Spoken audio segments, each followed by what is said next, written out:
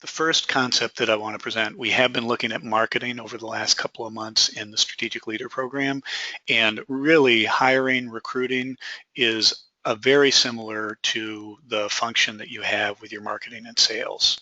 It's just that you're selling your employees, you're selling your staff, or selling people to come in to your company, as opposed to selling customers.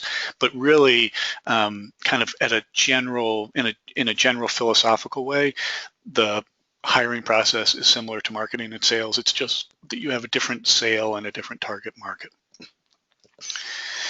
But let's look at hiring itself. So there are different hiring situations. On the y-axis here, I put the importance of the role, low importance to high importance, bottom to top.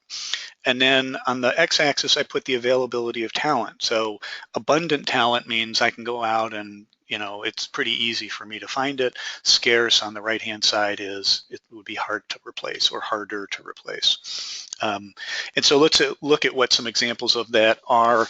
If we go, I'll start at the bottom. If you're thinking of a role that is not that important in the overall scheme of the business and relatively, talent is relatively available, I think of that as like a general administrative role. That would fall there. You move to the right and get more scarce, still in that administrative role. In the overall scheme of things, it's less important. But as you get into specialized administration, so I have one client that has billing clerks, and they have kind of a specialized knowledge about how to handle that billing process.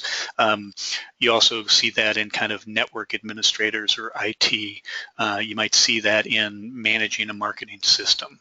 So still in the overall, of course, every role is important, but in the overall scheme of kind of the scope of what somebody could impact, the administration level is going to make it on the lower importance, and then the availability is going to be tied to how specialized it is.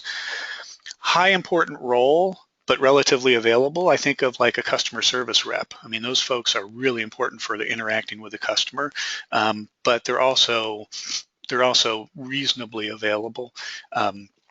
In the big scheme of things, again, where you get to high importance of role, high availability, scarce availability is the vice president of product development, vice president of some kind of specialized function that you have in your company. So with these different situations in mind, then we can look at different hiring strategies. And I'll start at the lower left here. If we're dealing with a role that's less important and talent is reasonably available, it's mostly about being efficient. It's kind of like advertise, make it known, and then select, because they are so available. It's not going to be that hard to go out and find candidates. This is where friends and family can be really useful, because again, you're just looking for efficiency. So what's the closest way to find people that are available?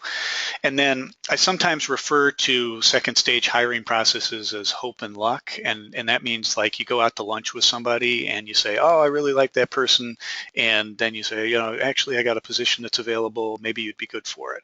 That's mostly a hope and luck strategy, because you really don't know whether that person's a good fit or not. And we can go through a hiring process that can make you more certain, but if you're not doing that, then you're kind of leaving it up to hope and luck. Then let's go up and to the left and right. I mean, up and to the right here, and look at the play the odds approach. In that one, you're doing a more elaborate process. As a matter of fact, I guess I should skip all the way to the upper right. So lower left is efficiency.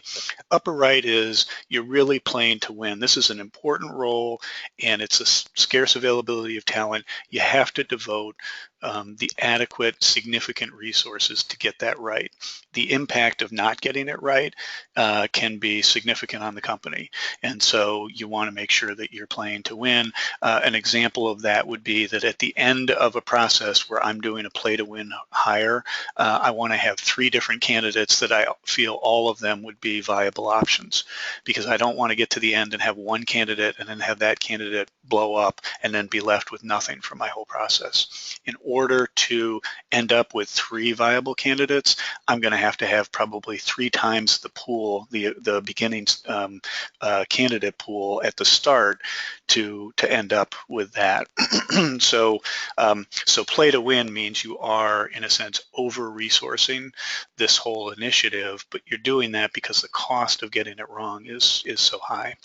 So in play to win, you really need to be proactively seeking these candidates. It's less of a kind of we're going to let people know and then they're going to apply, and more go after people. That doesn't mean individually go after, but it means that you're going to have to be more actively kind of marketing and selling the position.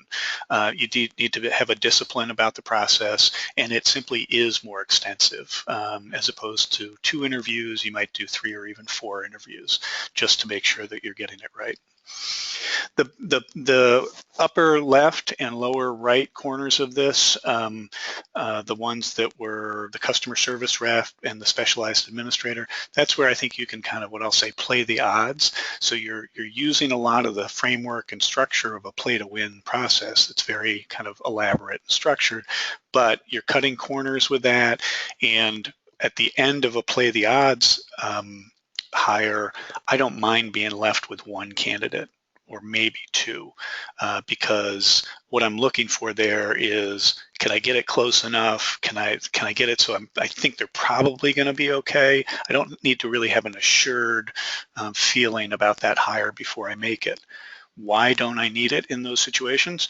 Because in the upper left-hand corner, the role is important, but the availability of talent is good. And so if I got it wrong, I can go hire another person and try to get it right again. Now, if I repeatedly hire that position wrong, then it may be that I need to change that process and I actually need to do more of a play to win, because I need to do some learning about what I'm hiring wrong in that position.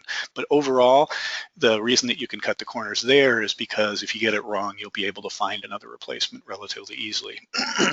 On the play the odds on the lower right-hand side, you're still dealing with scarce talent, but it's really not that important. So if you end up with a B- C+ player, not great, but it's not going to be an immediate, real problem on the business, as opposed to other areas where you might be able to focus your resources. So that's why I think play the odds is okay with both of those. One other, got to clear my throat again here. One other concept that I want to make sure that you're aware of in looking at this chart is is that sometimes you may think that you're dealing with the left-hand side of this chart, that the talent is reasonably available, but you may be doing things that make you actually be dealing with the right-hand side of the chart. So in this one here, be careful what you wish for. Let's look at the left-hand side only. I'll kind of talk you through all this stuff that's going on. So at the top here, we have the scope. Let me get a highlighter. At the top here, we have the scope and the characteristics of the role. All right, that's like defining the job position. And let's say you start by saying, I need somebody that can handle operations.